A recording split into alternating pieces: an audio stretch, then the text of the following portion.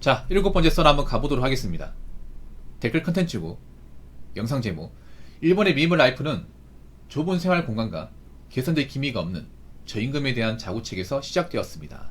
라는 영상에 달린 댓글입니다. 간만에 좀 다른 주제네요. 미니멀 라이프. 예전에도 제가 몇 번 다뤘었는데, 여러분 미니멀 라이프가 뭔지 아시죠? 혹시 모르는 사람도 있습니까?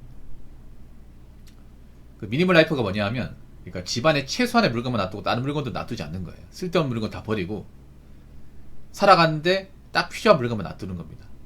그러면서 쓸데없는 소비 안 하고 이제 공간을 최대한 활용하는 게 미니멀 라이프입니다. 아시는 분들 계실 거예요. 우리나라에서도 요즘에 그 미니멀 라이프가 이제 많이 전파가 됐는데, 근데 그거 아십니까? 우리나라 사람들이 하는 미니멀 라이프는 엄밀히 말하면 미니멀 라이프가 아닙니다. 그냥 깔끔한 과소비예요. 깔끔한 과소비. 여러분 혹시 미니멀 라이프 관련 서적을 읽은 적이 있습니까? 저 좀 읽었습니다. 6권 정도 읽었어요. 보통 도서관에 가면 미니멀 라이프 관련 서적이 있는데 대부분 저자가 일본 사람입니다. 일본의 주부님들. 그러니까 일본의 주부님들이 책을 많이 집필했어요. 미니멀 라이프 관련 서적을. 우리나라 사람도 있지만 미니멀 라이프 관련 서적을 보면 일본의 주부님들이 적은 책들이 더 많습니다. 왜 일본의 주부님들이 많냐? 바로 미니멀 라이프를 가장 많이 하는 게 일본 주부기 때문에. 그러니까 미니멀 라이프가 우리나라가 원조가 아니라 일본이 원조예요. 일본에서 하고 있는 거를 이제 우리나라가 따라하는 겁니다. 근데 우리나라가 이상하게 따라하죠. 따라할 거면 제대로 하든가. 근데 우리나라 넘으니까 이상하게 변질돼 버렸어. 깔끔한 과소비가 돼버렸어. 깔끔한 과소비. 그래서 우리나라에서 하는 미니멀 라이프는 엄밀히 말하면 미니멀 라이프가 아니야. 그럼 일본에서 하는 미니멀 라이프가 어떻게 보면 원조인데, 그 책에 나오면 일본의 미니멀 라이프는 뭐냐 하면 인테리어, 뭐 깔끔한 거, 예뻐 보이는 건 좀 상관이 없어요. 그냥 그런 거예요. 살아가는데 딱 필요한 최소한의 어떤 물건, 옷, 가구만 놔두고 나머지는 다 버리는 거예요. 그래서 일본 미니멀 라이프 보면 그 어떤 느낌이 드냐면, 와, 사람이 어떻게 딱 저것만 가지고 사냐, 이런 느낌 들어요. 이게. 그리고 일본 사람들이 보면 우리나라처럼 물건을 자주 안 바꿉니다. 오래된 물건 많이 써요. 막 아직도 여러분 있잖아요. 뒤통수 넓은 TV 있죠. 브라운관 TV. 우리나라는 지금 없잖아, 그런 게. 아직도 그런 거 씁니다. 브라운관 TV 써요. 그리고 오래된 그런 책상이나 탁자를 씁니다. 그리고 이제 국그릇이나 이런 것도 딱 한 사람 분량만 써. 여러 개 사놓지 않아요. 그러니까 살아가는데 필요한 최소만큼 놔두고 나머지는 버리고 더 이상 사지 않는 겁니다. 그래서 효율을 최대한 만들고 공간 확보를 최대한 하고 돈을 안 쓰는 거예요. 이게 일본식 미니멀 라이프야. 그러니까 뭐 인테리어가 예뻐 보이고 깔끔하게 뭐 이런 게 아니에요. 그냥 간단하게 사는 겁니다. 그럼 일본은 왜 이렇게 사냐면, 뭐 여러 가지 이유가 있습니다만 일본이 그만큼 저임금 사회이기 때문에, 디플레이션 사회이기 때문에 그렇습니다. 뭐냐면 일본 집 가보면 우리나라보다 집이 작습니다. 우리나라는 뭐 9평 84, 84 타입 아파트가 뭐 인기 많잖아요. 근데 일본 가정집 가보면 20평이 안 넘어요. 웬만한 가정집이. 집이 작습니다. 거실도 넓지 않습니다. 일본 집 가보면 거실도 없는 경우 많아요. 화장실도 작아요. 엄청 작아. 일본 가정집 가면 식탁 놓을 공간도 없어요. 이게 굉장히 작습니다. 우리나라의 협소주택처럼 작아요. 네. 근데 일본 사람들이 그러면 넓은 집 가면 되지 않나 생각하는데, 넓은 집 가면 좋죠. 근데 문제는 넓은 집 갈 만한 돈이 안 된단 말이에요. 왜냐, 일본의 임금은 정해져 있고, 그렇다고 일본이 세금이 적게 나간 나라가 아니거든요. 그거 내고 나서 나머지 모아야 되는데, 그걸 모아서 가기엔 역부족이란 말입니다. 그래서 큰 집을 가기는 힘드니까 지금 사는 집이라도 최대한 공간을 확보하자 해서 나온 게 미니멀 라이프예요. 그래서 막 일본 집 가면 14평, 15평인데 막 4인 가족 살고 그럽니다. 우리나라는 벌써 안 나왔겠죠. 그런 좁은 데서 어떻게 살아? 나왔겠죠. 그래서 어떻게 보면 일본 사람들이 어쩔 수 없이 나온 거야. 그 좁은 집에 살아야 되니까. 가구나 있는 거 다 넣어버리면 못 살잖아, 이게. 좁아가지고. 그래서 일본집 가보면 우리나라에 흔히 있는 그것도 없어요. 뭐 드레스룸 같은 것도 없습니다. 옷도 많잖아요. 여자분들 보면 옷도 몇 개 없어요, 여러분. 뭐 옷장 한두 개 가지고 부부끼리 같이 쓴다거나 그런 케이스도 많아. 우리나라는 보면 드레스룸 따로 있고 옷장 따로 있잖아, 이게. 이런 거 보면 우리나라 확실히 좀 사치가 심한 것 같긴 해요. 확실하게. 그럼 우리나라 미니멀 라이프 뭐가 문제냐면, 우리나라 리버 라이프는 쓸데없는 물건 안 산다기보다는 그냥 깔끔하게 보이는 거야. 깔끔하게. 예뻐 보이는 거. 인테리어 잘 꾸미는 거. 예쁜 가게들로 이제 도배하는 거. 조명 같은 게 예쁘게 보이는 거. 그게 미니멀 라이프예요. 근데 그렇게 하면 돈 많이 깨지거든요, 여러분. 인테리어 막 깔끔하게 하고 조명 사고 뭐 이렇게 뭐 얹어놓고 가구 바꾸잖아요.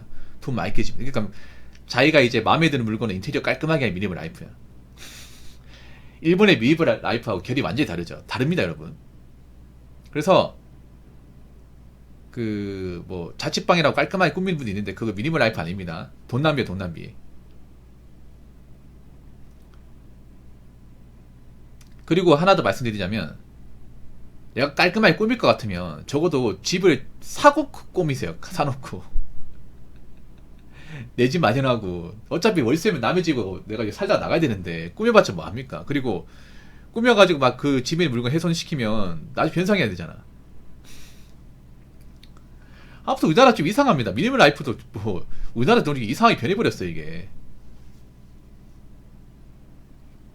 그래서 우리나라 사람들이 하는 미니멀 라이프는 미니멀 라이프가 아닙니다. 예, 제대로 하는 분 몇몇 없어요.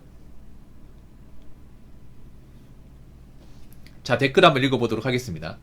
여기에 더해 저축으로 얻게 되는 안정감과 대부분이 장착한 근검절약 마인드에서 벗어나면 소외되거나 지탄받지 않을까 하는 일본 특유의 감성도 한몫합니다.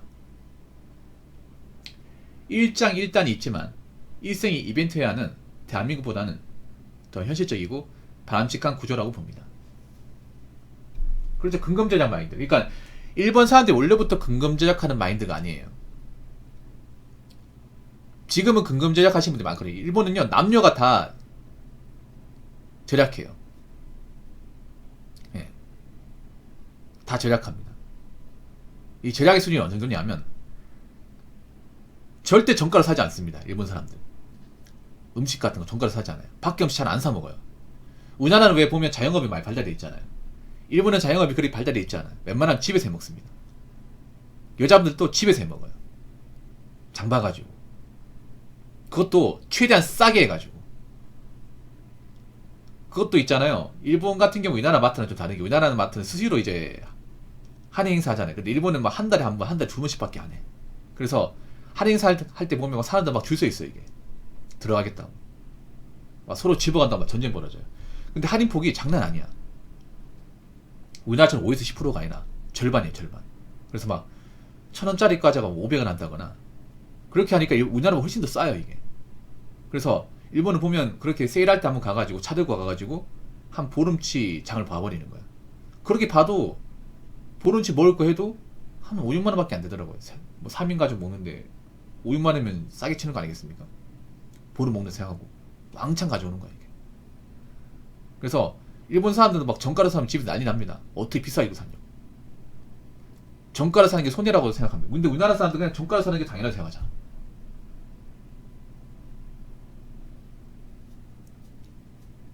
근데 일본은 왜 근검절약 마인드가 생겼냐면, 과거 법을 경질 때 사치 부리고 이제 돈 함부로 썼던 사람들이 몰락하고 망하는 걸 많이 봤단 말이에요.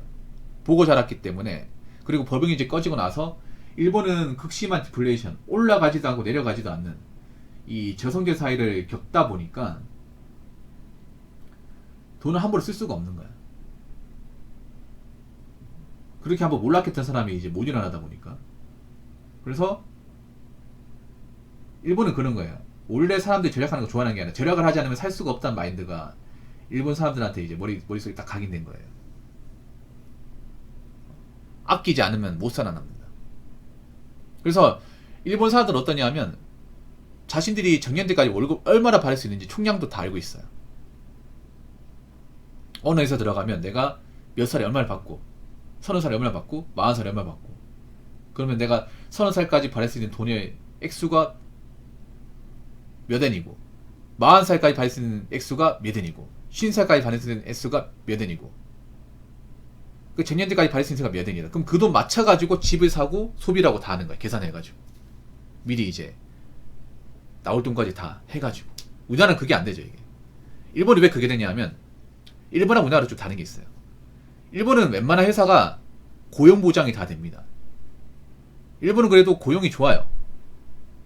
고용이 좋은 대신에 월급이 크게 안 오릅니다. 약간 공무원 같아요. 일본 회사 분위기가 사기업도 공무원 같아. 일본은 웬만한 대기업들이 고용 보장 다 해줍니다. 우리나라처럼 뭐 희망퇴직 같은 거 없어요. 이건 좋죠, 여러분. 대신에 임금이 크게 안 오릅니다. 우리나라처럼 이렇게 성과급도 크게 나오지 않습니다. 천천히 올라가요, 천천히. 공무원처럼. 천천히 올라갑니다.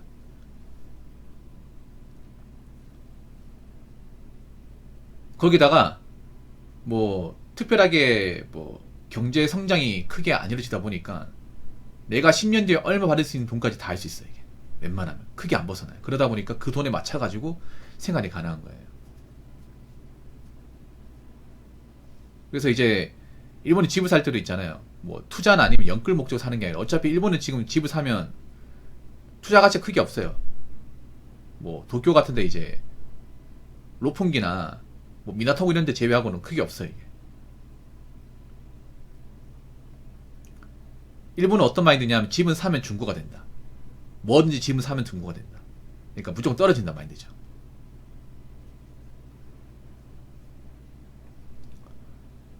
그렇기 때문에 우리나라처럼 막 이렇게 집에 막 연끌하고 못 매잖아 이게. 그러니까 자기 벌이에 맞게 집을 사고 그 집에 이제 공간이 좁다 보니까 공간을 최대한 확보하기 위해서 쓸데없는 물건 안 사게 되고 그리고 월급 받는 게 정해져 있다 보니까 그 월급을 낭비하게 되면 생활이 안 되기 때문에 절약할 수밖에 없는 거예요. 어떻게 보면 약간 절약을 강제하는 분위기죠. 일본 문화 같은 경우 서민들이 절약할 수밖에 없는 분위기입니다. 도저히 절약 안 하고는 생계 유지가 안 되다 보니까. 근데 우리나라도 이렇게 되겠죠. 우리나라도 법을 꺼지고 나면 법을 꺼지고 저성장 사회로 가게 되면 그때 가서 사람들이 이제 돈 마음대로 쓰지 못하겠죠. 물론 지금 당장 사람들이 뭐 하고 싶은 거 마음대로 하고 산다고 하지만 우리나라도 보면 일본을 따라갈 가능성이 높습니다. 왜냐하면 우리나라 지금 일본 했던 그대로 가고 있거든요. 여러 가지 문화가. 그래서 우리나라도 일본의 어떤 그런 저성장, 장기 디플레이션을 겪지 않을까 싶습니다. 그러면 어떻게 해야겠어요? 미리 절약하고 쓸데없는 거 안 사고 그런 대비가 필요하겠죠. 그렇기 때문에 미니멀 라이프를 할 거면 제대로 하라는 겁니다. 괜히 막 예쁘다고 막 사고 막 꾸미고 그런 게 아니라. 아무튼 우리나라도 앞으로 경제가 안 좋아지면 이 저성장 사회를 미리 준비해야 되지 않을까 싶어요. 미리 몸에 배이는 게 좋을 것 같습니다. 자, 이상으로 7번째 썰 마치도록 하겠습니다.